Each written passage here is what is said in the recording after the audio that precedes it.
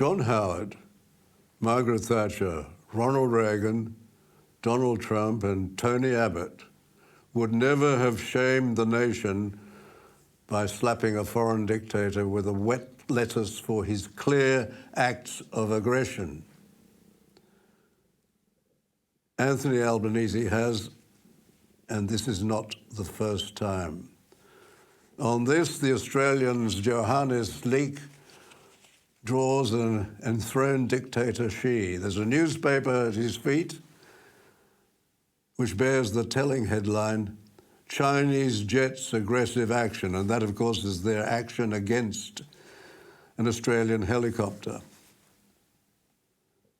Beside Xi is a sweating and nervous Prime Minister in daggy white underpants and an Akubra hat.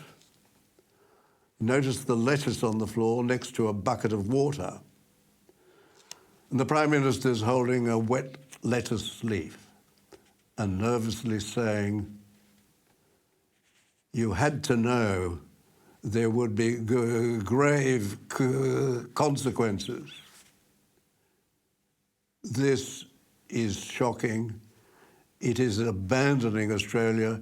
It is kowtowing to Beijing for their aggressions against Australia. And that's not what Australians expect from their Prime Minister.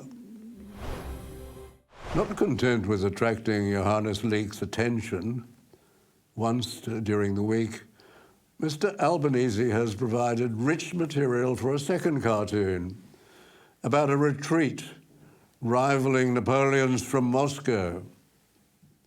On fossil fuel, it's an admission his government has been running Australia into the ground for a fake ideology that only benefits green billionaires and Beijing.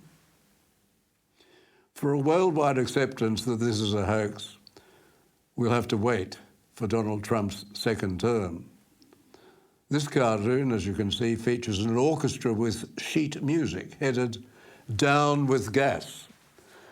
The Prime Minister is conducting, dressed in daggy underpants and an Akubra hat, with the addition of a bow tie. He points to his music with his baton. It's a slight change of tune, he says. Hooray for gas. The politicians think Australians are too stupid to notice this retreat after all of those years attacking fossil fuels. Gas is suddenly all right. This has, I'm sure, absolutely nothing to do with winning essential seats in the coming election in Queensland and Western Australia.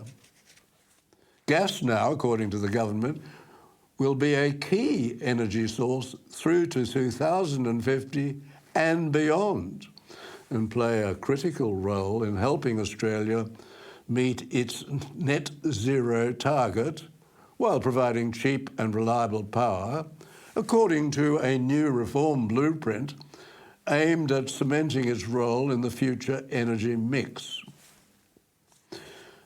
Not only are the Greens and the far-left Labor faction, to which Mr. Albanese belongs, horrified,